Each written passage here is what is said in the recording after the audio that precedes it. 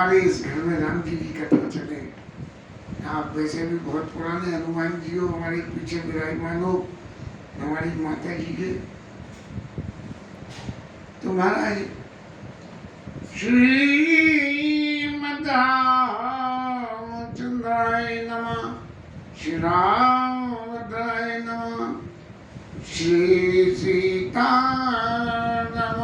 नमः। बारात तो जनकपुर पहुंच गई और जनक जी की तरफ से खूब पौनाई होने लगी। लेकिन जब इतनी सारी पौनाई हो रही थी तो उतनी पौनाई होने के बाद सीता मैया को कुछ याद आया कि महाराज ये जनक जी का ही गुणगान होगा, क्योंकि करने वाला तो कोई दूसरा है। जनक जी के पास भगवान के साधना की सिद्धि है और साधना की सिद्धि से ये सारा जनक जी महाराज सुख सब जुड़ा पाए। तब सीता मैया को ये बात आई कि भाई जनक जी का तो गुणगान हो रहा है, लेकिन गोविंद को याद तो दिला दूं कि महाराज इस सब में मेरा भी हक है। तो उन्होंने क्या करा कि सीधी सवसीय आयशु अकनी, जिद्दी सिद्धि बुलाई और सबको भेज दी, जाओ सेवा करो। गई जहाँ जनवास और लिए संपदा सकल सुख, सुरपुर भोग विलास। सारे जो है इस पृथ्वी पे पैदा होने वाले सुख भोग सब उनको संग लेके गई और लोगों को भोग कराने के लिए ऐसी पौनाई हो कि सब लोग ये कहें कि हाँ साहब इस ब्याह में गए। अब सब जो है, जब सबसे पहले भाई बारात आवे तो क्या होता है कि होटल में कौन सा कमरा मिला, कौन सा है, अच्छा है, कैसा है। तो सब लोगों को पहले से प्री अरेंज बाकायदा ड्यू प्रोग्राम के हिसाब से कमरा नंबर 1 श्रीमान रामचंद्र जी महाराज, कमरा नंबर 2 भरत जी महाराज, कमरा नंबर 3 दशरथ जी महाराज, ऐसे सबके कमरे नंबर डाल के और सबको ने। तो जब सब लोग अपने अपने बासों में पहुंचे, जब किसी को कोई प्रयास तो करना ही नहीं पड़ा, लेके और पहुंच गए। तो निज निज बास बिलोक बराती, अपने रहने की जगह को देखा और सबको क्या लगा कि सुर सुख सकल सुलभ सब भांति। उन्हें देख के ये लग गया कि ये देवताओं को दुर्लभ सुख और जनक जी के पास यहाँ मौजूद है, ऐसी कोई नहीं। विभव भेद कर को न जाना, इसके पीछे भेद क्या है ये किसी ने नहीं जाना। और क्या कर रहे हैं, बोले सकल जनक कर कर ही बखाना। सब लोग जनक जी का बखान कर रहे हैं कि जनक जी महाराज का प्रताप प्रभाव है जो ऐसी पहनाई हो रही है, लेकिन किसी का ध्यान ये नहीं पहुंच रहा है कि जनक जी के अलावा इसमें कोई दूसरा और भी कंट्रीब्यूटर है क्या। तब राम जी महाराज ने जब अपना वास देखा और वास देख के उनके समझ में आ गई कि जनक जी तो योग ऋषि हैं और ये लौकिक जगत के देवताओं के सुख सुलभ है, तो इसमें जनक जी ऐसा इंतजाम नहीं करेंगे। ऐसा इंतजाम करने वाली तो सिद्धि मैया सीता ही होगी। तो सिय महिमा रघु नायक जानी और हर से दया हेतु पहचानी। सीता जी की महिमा है ऐसा ये समझे राम जी अच्छी तरह से। और चित्र में बड़ी प्रसन्नता हुई कि देखिए हमारी पौनाई हो रही है तो हो रही है, लेकिन जनकपुर ये अब अयोध्यावासी सब लोगों की कैसी कैसी पौनाई हो रही है, इससे उनको बड़ी चित्र में अपनी खुशी हुई। और जो राम जी लक्ष्मण जी ने ये सुना कि पिताजी महाराज पधारे और पधारने के बाद उनको उचित आसन और वो जो है बस दे दिया गया, तब उनके चित्त में बड़ा सुख हो रहा है। और इस सुख में अब इतने दिन हो गए, इस समय का आकलन कहीं रामचरितमानस में तो शायद है नहीं, कहीं किसी और पत्रिका कवितावली में कहीं होगा, जो मेरे अध्ययन में नहीं है। जब इतने दिन मिले हुए और पिताजी के आने का समाचार मिला तो संतति तो बिल्कुल पिता से मिलना चाहती है, वो भी ऐसे आगमन का समय के जबकि संतति का विवाह हो रहा हो, तब क्या करें भाई। अब बड़े संकोच में पड़ गए कि गुरुजी तो हमसे कह नहीं रहे कि तुम चलो पिताजी के पास, और हम गुरुजी से कह कैसे कि महाराज आपकी आज्ञा हो तो हम पिताजी के पास हो आए। क्यों? जिस वक्त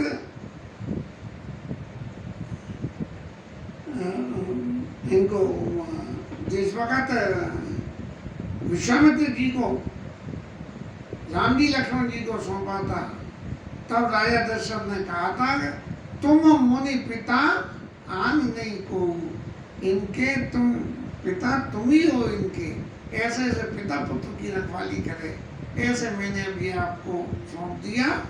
तो अब ये कैसे कहें कि हमारे पिता आ गए और पिता ना आ गए तो राजा दशरथ आ गए।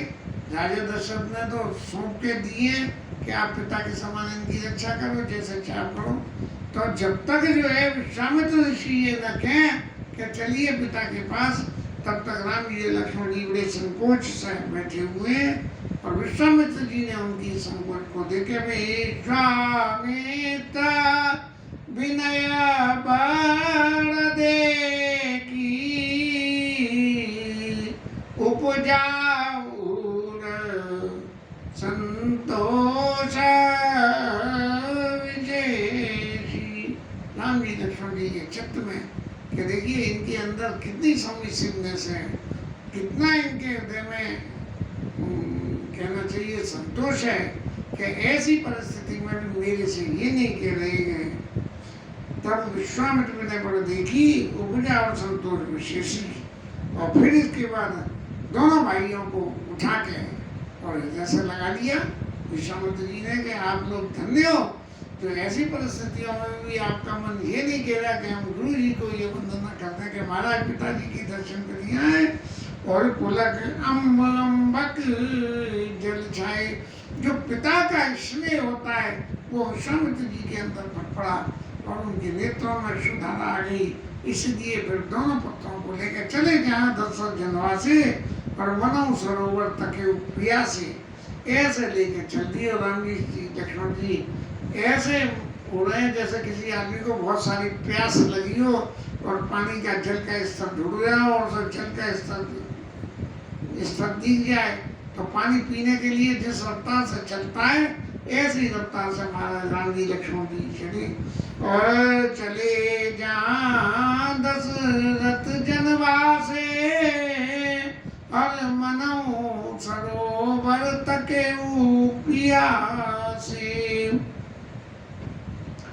भूप बिलो के जब मुनि, राजा ने देखा क्या विश्वामित्र जी के संग आवत सुतई समेत, दोनों पुत्रों को लेके आते हुए जो दर्शन करेंगे उठे अरसी सुख सिंधु मो चले था चीलेत।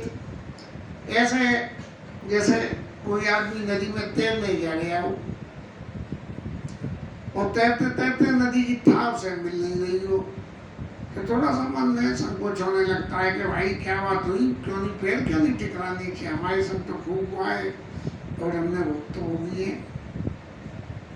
कैसी उस वक्त चित्त में चिंता होती है, लेकिन जैसे ही धरती में पैर टिक जाता है तो उस वक्त जो चित्त में सुख होता है उस सुख का वर्णन करते हुए गोस्वामी जी उदाहरण दे के कह रहे हैं उठे हर्ष सुख सिंधु में, हर्ष के समुद्र में और था मिल गई हो, उठे हर्ष सुख सिंधु में चले तासी लेत।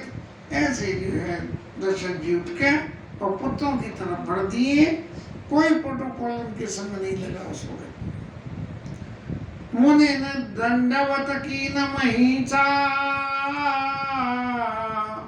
और बार बार पद रज दर्शीसा। चलो की रज को बार बार उन्होंने सिर पर लगाया, क्योंकि पिता के लिए तो पुत्र का विवाह होना बहुत बड़ी बात होती है, चाहे पुत्र में समझदारी आई हो नहीं आई हो, पिता तो जो है वो विवाह करके बड़ा खुश होता है। अब जब विश्वामित्र जी को चरण में प्रणाम किया है तो विश्वामित्र जी ने उठा के राजा दशरथ को हृदय से लगा लिया और कई आशीष बूझी को सुनाई, महाराज आपका क्या हाल चाल है। उन्हें दंडवत करत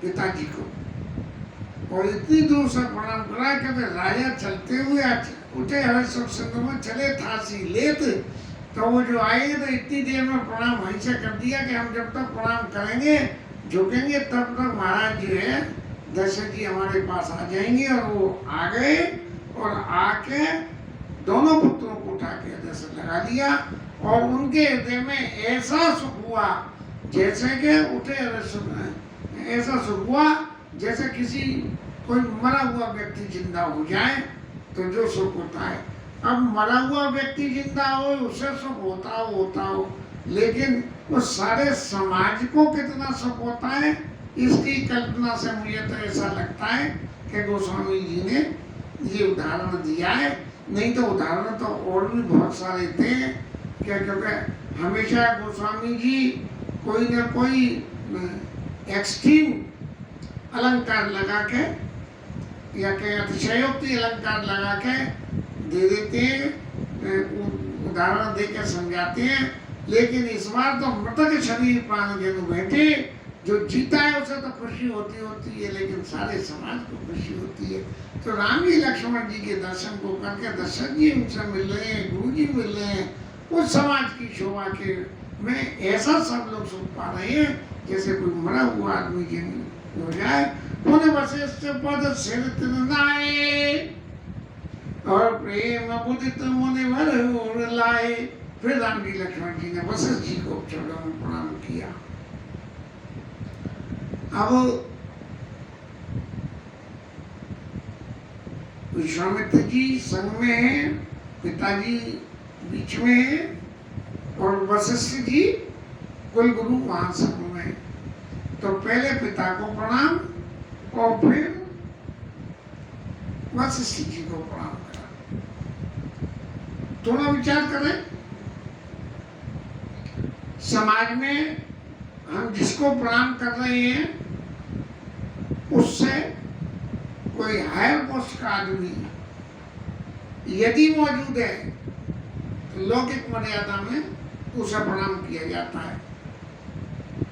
लेकिन इस केस में पहले पिताजी को प्रणाम किया गया क्योंकि पिताजी इतने आगे बढ़ के राम जी लक्ष्मण जी के पास पहुंच गए कि वो ओवरलुक करके तो जा नहीं सकते कि पिताजी पिताजी जरा आप थोड़ी सी जगह दीजिए, पहले गुरु जी को प्रणाम करिए तब आपको प्रणाम करेंगे।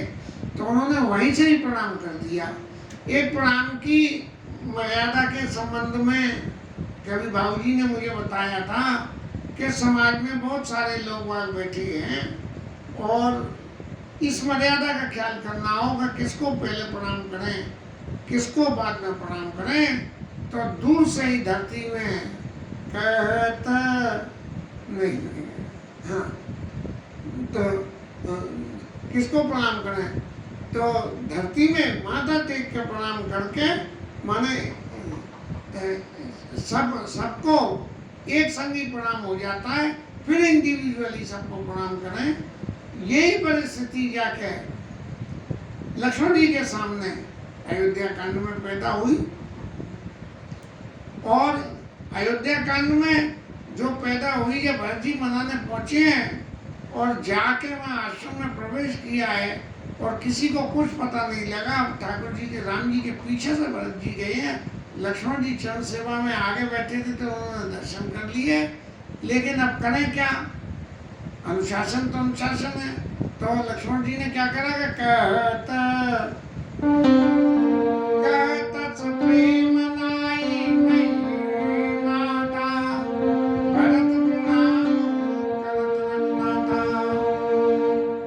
तो लक्ष्मण जी ने उसी कंटेक्स्ट में धरती में प्रणाम करके कहा, माने भरत जी को प्रणाम करा, राम जी को प्रणाम करा, उपस्थित मोने समूह को सबको प्रणाम करके भरत प्रणाम कर रघुनाथा।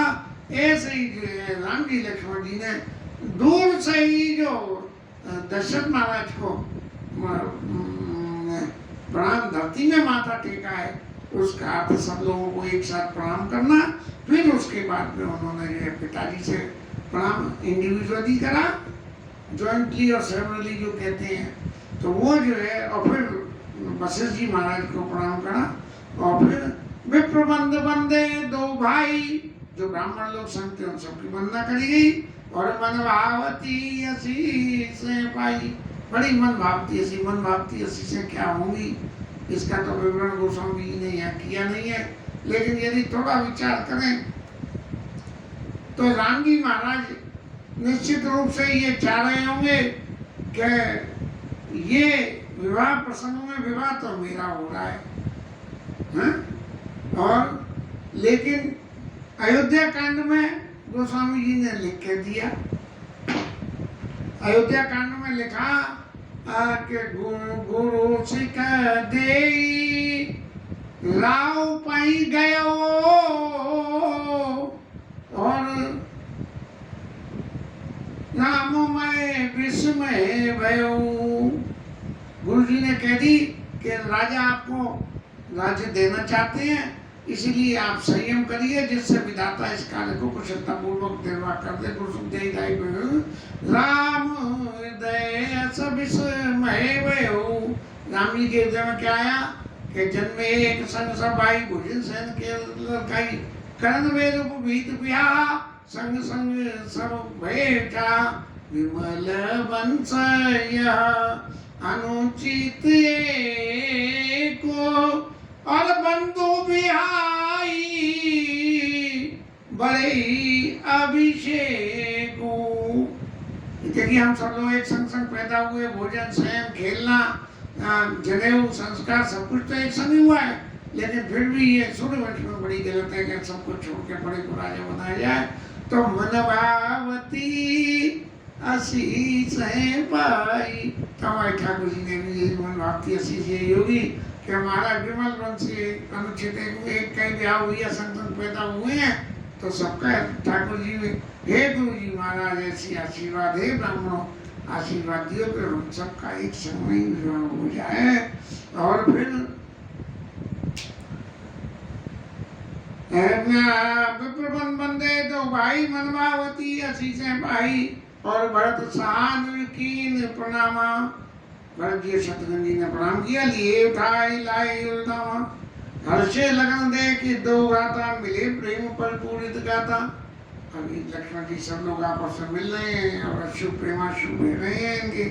पुरजन परिजन जाति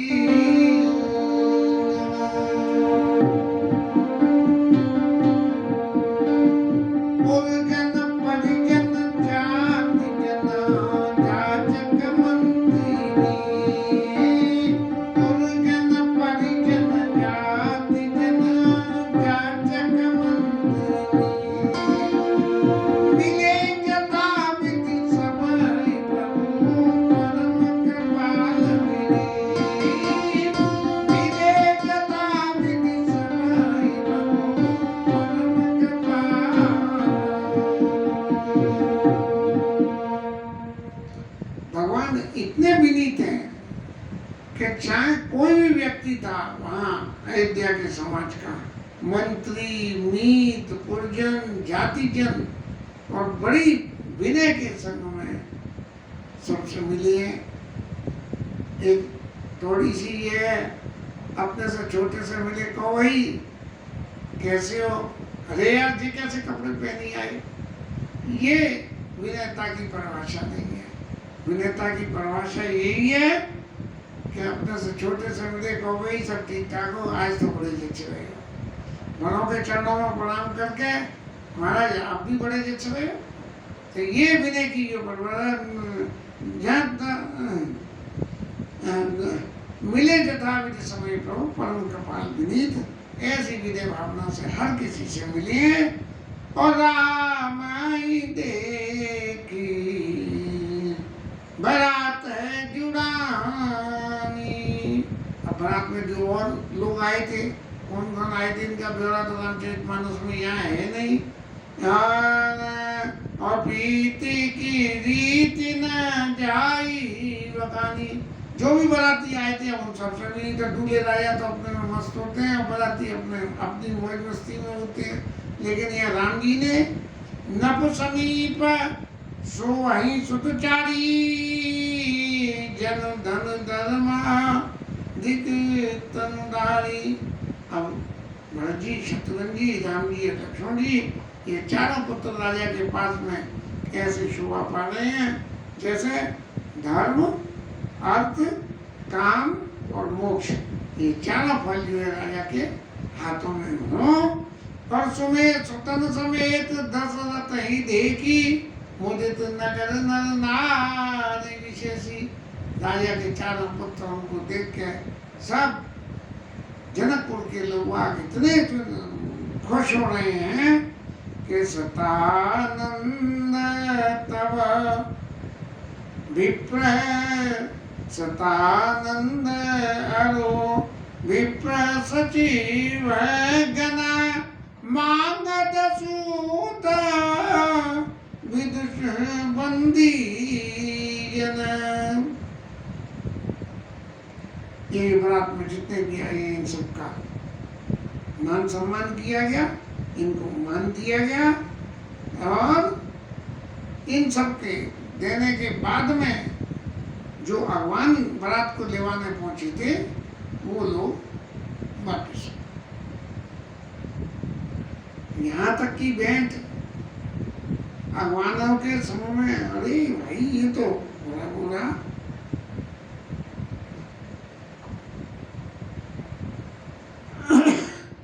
सहित बरात राउ सन्मान, आयश मांगे बिरे अगवान। जो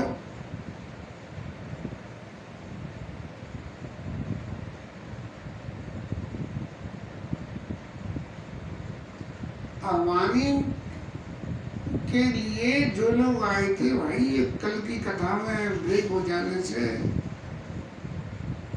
टूट गया थोड़ा सा।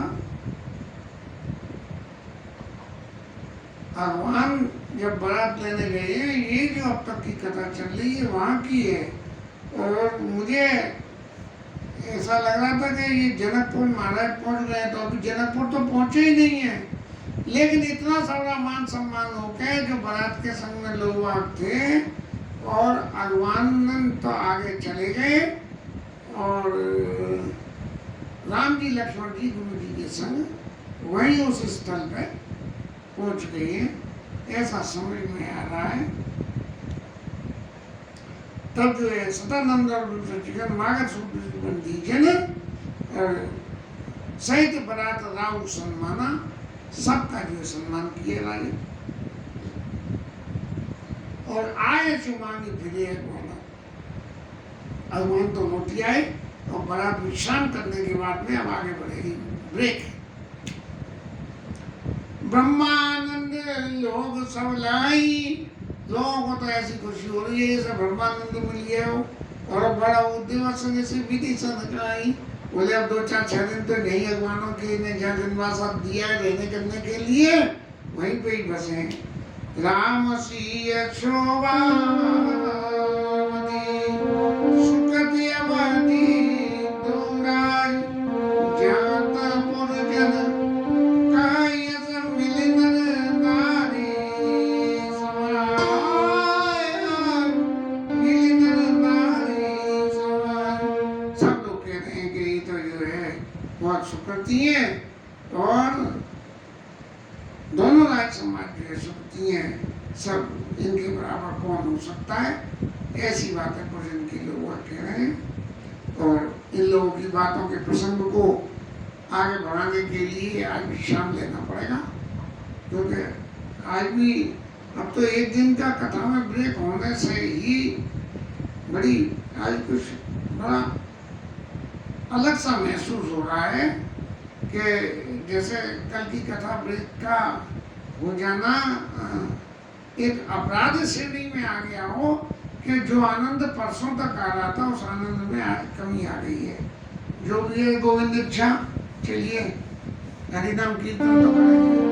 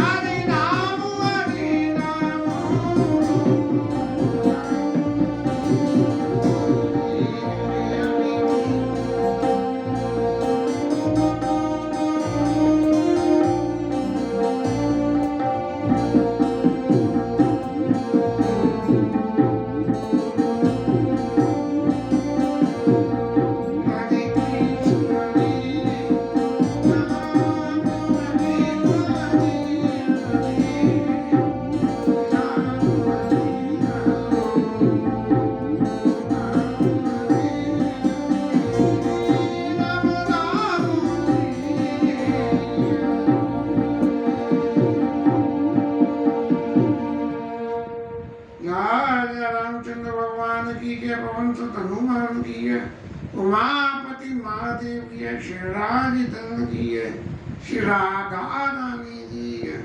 जय